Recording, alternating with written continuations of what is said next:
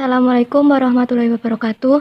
Saya Isneni Iramawati, kelas Tek Reguler 19, NPM 19313011.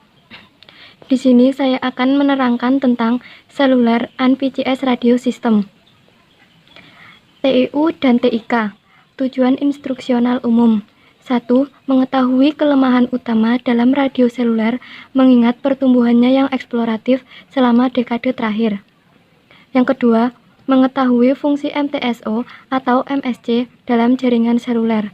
Yang ketiga, mengetahui fasi saluran dalam KHZ dari sistem AMPS. Tujuan instruksional khusus. Bab ini menyajikan tinjauan umum komunikasi seluler dan pribadi. Sebagian besar diskusi berkaitan dengan radio seluler. Ini mencangkup beberapa standar radio seluler dan membandingkan sejumlah sistem yang ada dan yang direncanakan. Tujuan bab adalah untuk menyediakan apresiasi komunikasi seluler ataupun pribadi. Keterbatasan ruang memaksa untuk mengurangi diskusi untuk apa yang secara longgar yang disebut sistem mobile line. Pendahuluan. Radio seluler telah berkembang secara eksploratif sejak 1980 dan terus berkembang dengan cepat. Ada beberapa penjelasan untuk popularitas ini. Ini menambahkan dimensi baru ke layanan PTSN kabel. Di ruang kecil kita sehari-hari, kita tidak pernah jauh dari itu telepon. Dimanapun kita berada, di luar negara-negara industri, ada lama menunggu daftar untuk instruksi telepon atau kabel konvensional. Sistem radio seluler beroperasi pada pita 800 dan 900 MHz. Operasi PCS lainnya seperti PABX nirkabel, LAN nirkabel, WLAN, dan lokal nirkabel atau WLL. Konsep dasar radio seluler. Sistem radio seluler menghubungkan terminal seluler ke pengguna lain.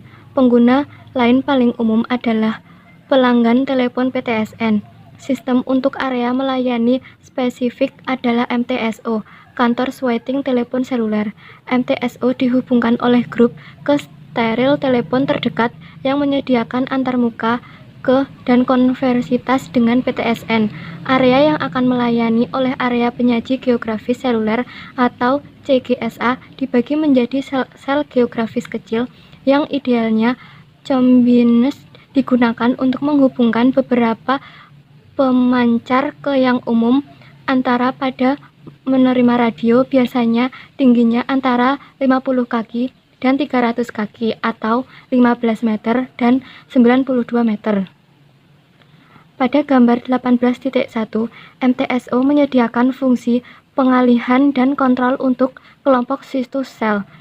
Untuk metode konversitas diperlukan antara MTSO dan fasilitas situs sel. MTSO adalah sebuah saklar elektronik dan menjelaskan kelompok fungsi pemrosesan yang cukup rumit untuk dikendalikan komunikasi ke dan dari unit seluler saat mereka bergerak di antara sel serta membuat koneksi dengan PTSN.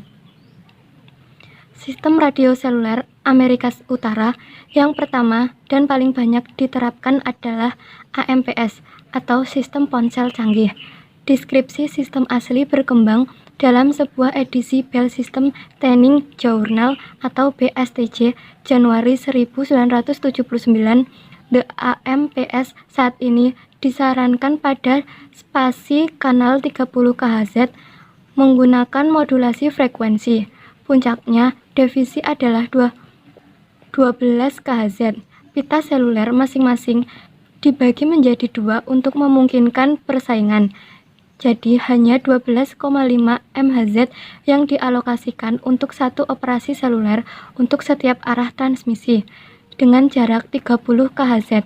Namun secara normal 21 saluler digunakan untuk tujuan kontrol dengan 392 saluran tersedia yang tersedia untuk pengguna akhir seluler. Pada gambar 18.2 dan 18.3, sinyal yang diterima yang dihasilkan dalam kondisi ini bervariasi secara acak sebagai jumlah dari banyak gelombang individual dengan perubahan amplitude, fase, dan arah kedatangan. Statistik jarak autokorela berada pada urutan 1,5 panjang gelombang.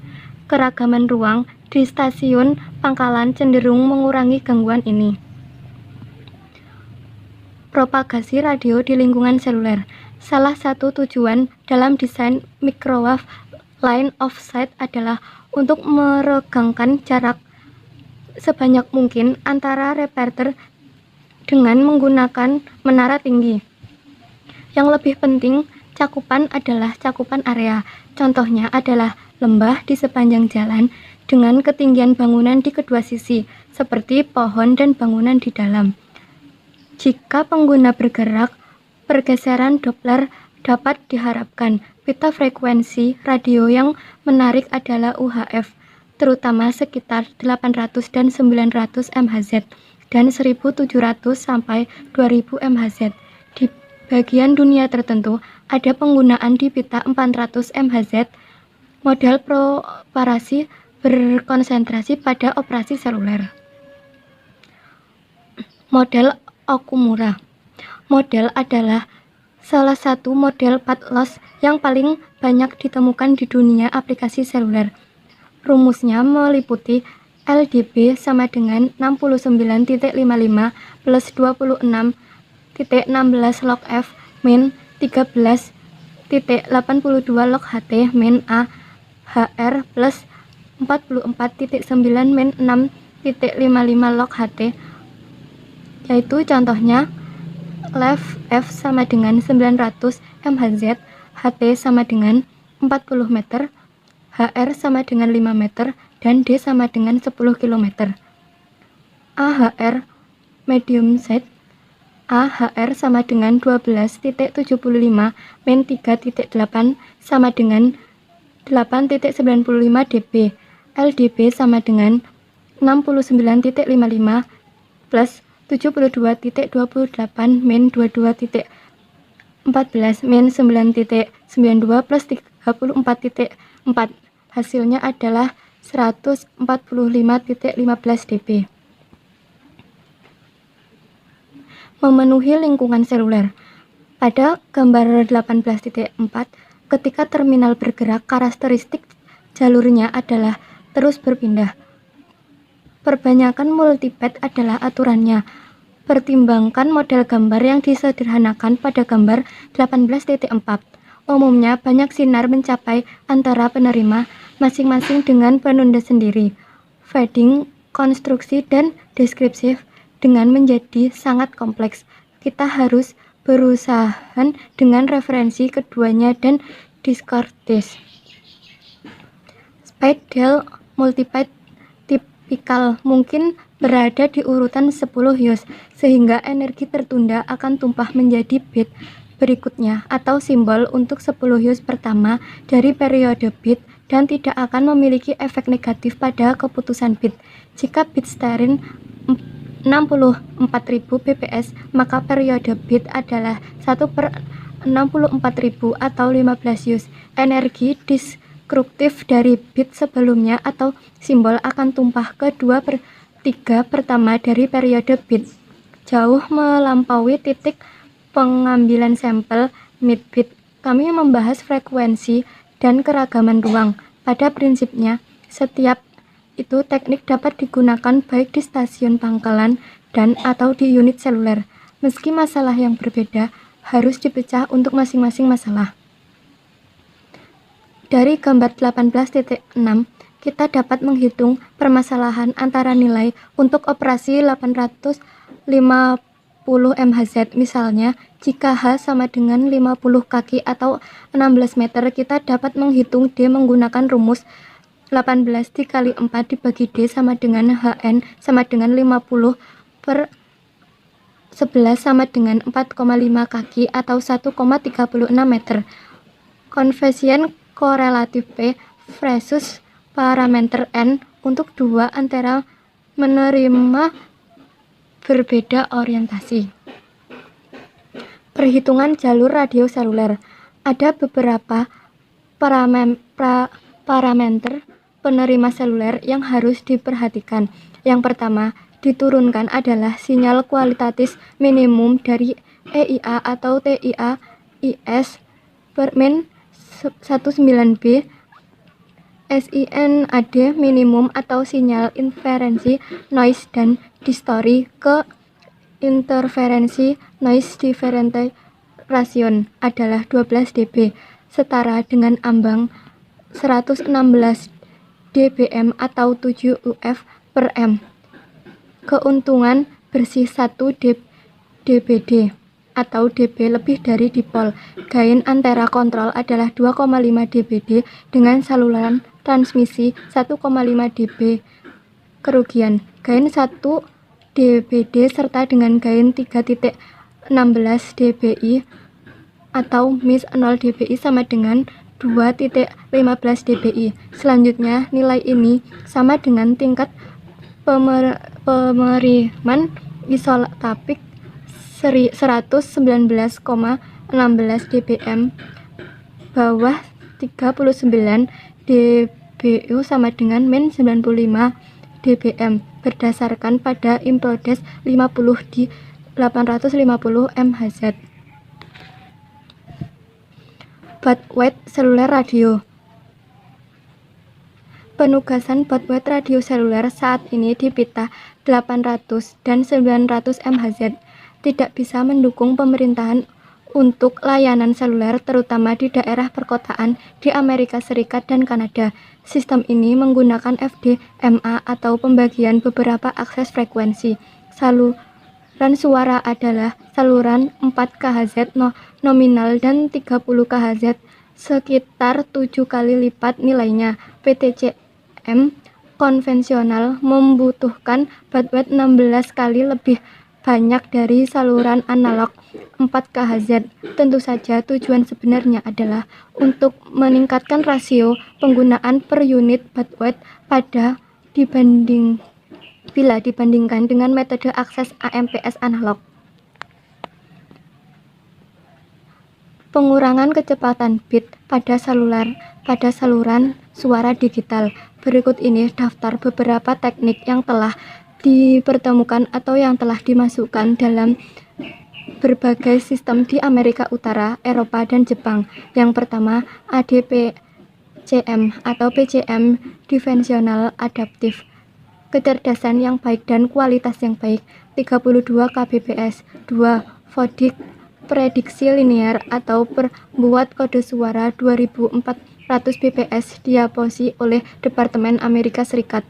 Yang ketiga, Subbat coding atau SBC, kecerdasan yang baik bahkan hingga 4800 bps, kualitas menderita di bawah 9600 bps. Yang keempat, RELP atau resultan linear predictive, jenis color, kecerdasan yang baik hingga 4800 bps. Teknik akses jaringan membahas 3 metode akses utama atau FDMA, pembagian pembagian frekuensi, TDMA atau pembagian banyak waktu pembagian, dan CDMA atau beberapa pembagian kode mengakses. Mungkin bermanfaat bagi pembaca untuk meninjau diskusi kita tentang akses satelit di bagian 9.3 di mana kami menjelaskan FDMA dan TDMA. Namun pada bagian ini konsepnya sama, tetapi beberapa kendala dan parameter operasi kami berbeda. Juga harus diingat bahwa teknik akses berdampak pada keseluruhan kendala pita lebar seluler. TDMA dan CDMA jauh lebih efisien, mencapai yang jauh lebih banyak pengguna per unit bandwidth RF daripada FDMA. Dengan TDMA, kami bekerja dalam domino waktu daripada domino frekuensi FDMA. Setiap pengguna diberi slot waktu daripada second frekuensi dan selama pengguna giliran bandwidth frekuensi penuh tersedia untuk durasi yang ditetapkan pengguna slot waktu. Katakanlah ada N pengguna dan ada N slot waktu. Dalam hal FDMA, second frekuensi dan N operator radio, 1 untuk setiap segmen. Pada gambar 18.7 dan 18.8, frekuensi TDMA bisa jadi didefinisikan sebagai bersepeda melalui N putaran pengguna hanya sekali. Bingkai TDMA yang khas diilustrasikan pada gambar 18.8. Pada gambar 18.10 yang menggambarkan struktur BIOS GSM, perhatikan bahwa akses bus memiliki periode panjang durasi 68,25 bit atau slop 3,69 kali 6825 use yang akan mengkombinasikan dengan baik kedatangan terminal seluler 10 km yang hanya 33,3 use untuk memberikan periode perlindungan yang sama. Dalam semburan lainnya adalah pemrosesan spektrum berharga. 6. Sistem GSM mengatasi masalah ini dengan menggunakan peraturan bingkai adiktif. Mencantumkan beberapa keuntungan dari spektrum.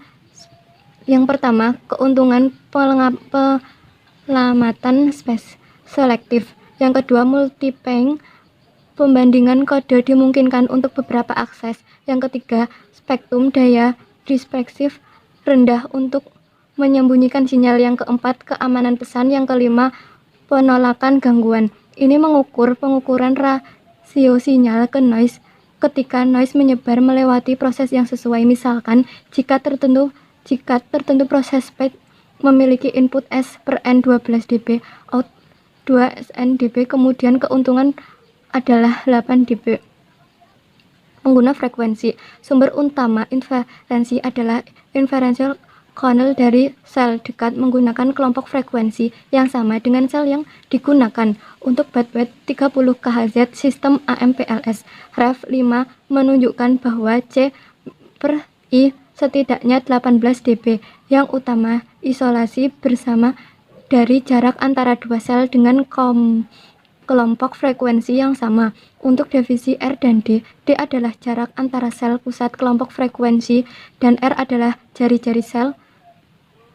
Layanan komunikasi pribadi atau PCS. Layanan komunikasi pribadi adalah nirkabel.